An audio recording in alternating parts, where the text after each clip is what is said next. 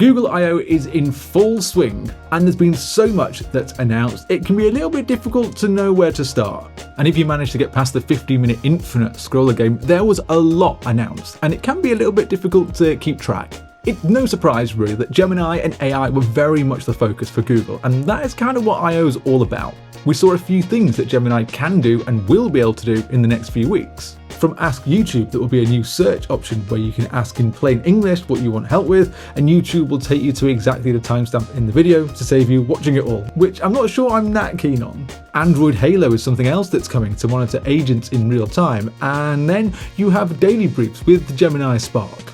And I'm sure you're in the same boat as me at this point, where AI is just becoming a little bit tiring because it's so difficult now to be able to tell what is real, like what's a real image, video and audio, because you can make all of this at the click of a button. And I think Google has to take some of the blame for this. So let me play a game. I'm going to show you 2 pictures and videos and a bit of voiceover made with 11 Labs. And I want to tell whether you can pick out what is real and what isn't. So let's start with the pictures. This is just a picture from my desk showing my MX Master 3, so I'll give you a couple of seconds to see whether you can spot which one is real and which isn't.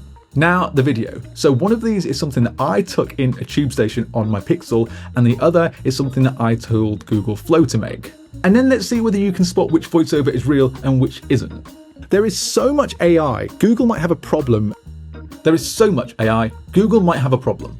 So let me know in the comments whether you got this right or you got it wrong. So the picture of the mouse, the picture on the right was the one that was made by Gemini.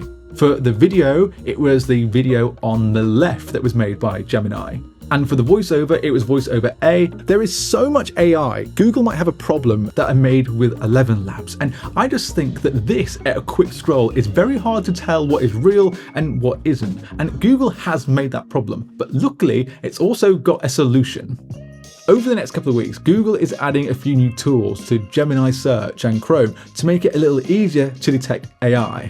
A big part of that is something called SynthID, and you might have heard about it before because it's been around for a while, but essentially what this is it's a watermark. So this is a watermark inside of images, videos and songs that makes Google be able to detect AI.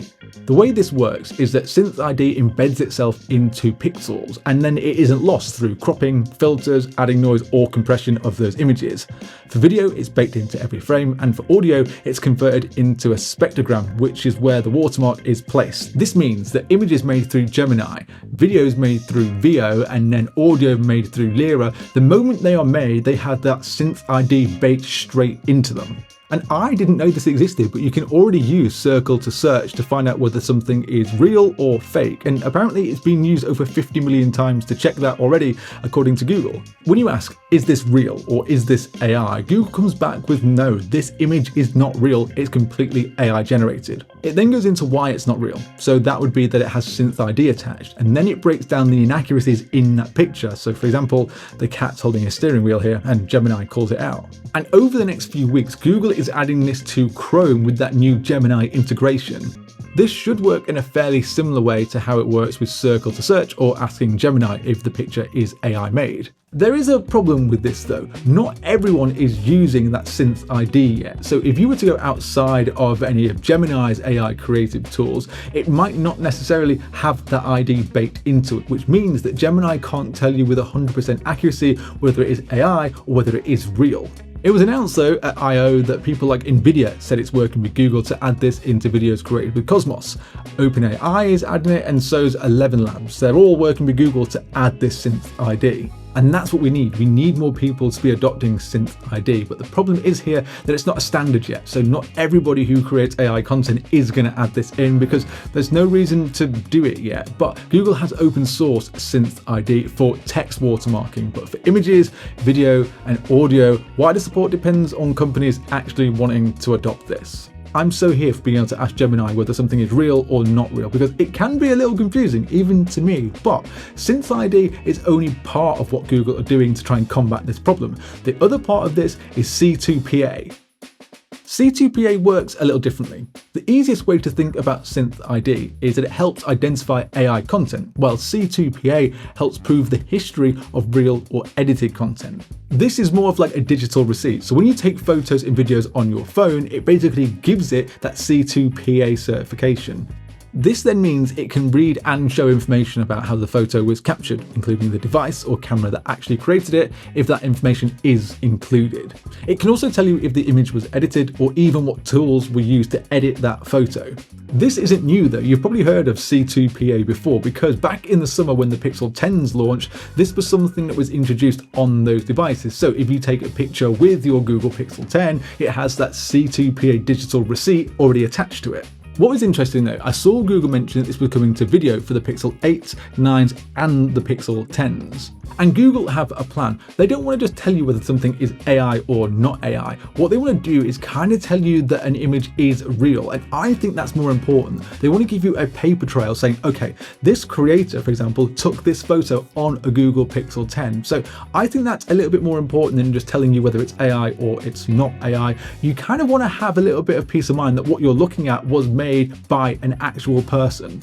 And this is something that you might be seeing on Instagram pretty soon, because Meta is working with Google to implement this across Instagram. So when you upload a picture from your Pixel, then you might start seeing a tag of some sort to show you where that photo actually came from.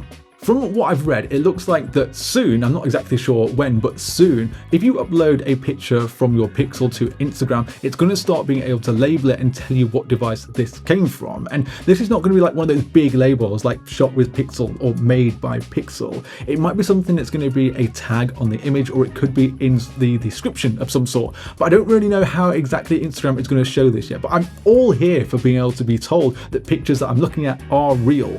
I think this is massive for creators though, because I've seen graphics being made by Gemini or ChatGPT that would take someone hours, and it can easily be passed off as something that you've created. Same for a photo. People have entire Instagram accounts with just AI photos that look so real, it's hard to tell that they're not.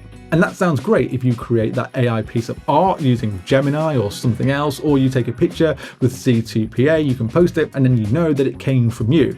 However, there is an issue that Google probably needs to fix here, because if you were to screenshot that image or something similar, then you lose that metadata. So that SynthID and C2PA that are attached to the image, they don't exist anymore.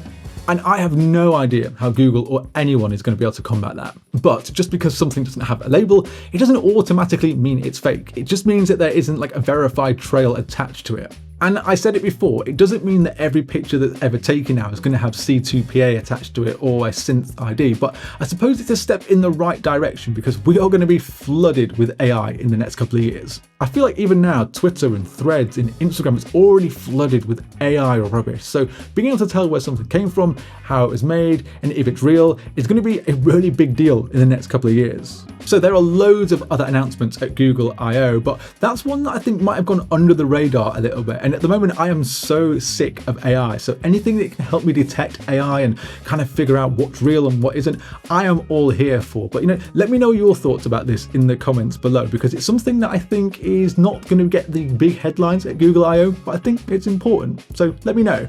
Before you head off, if you can subscribe to the channel, I would massively appreciate it. And if you do that, then I'll see you in the next one.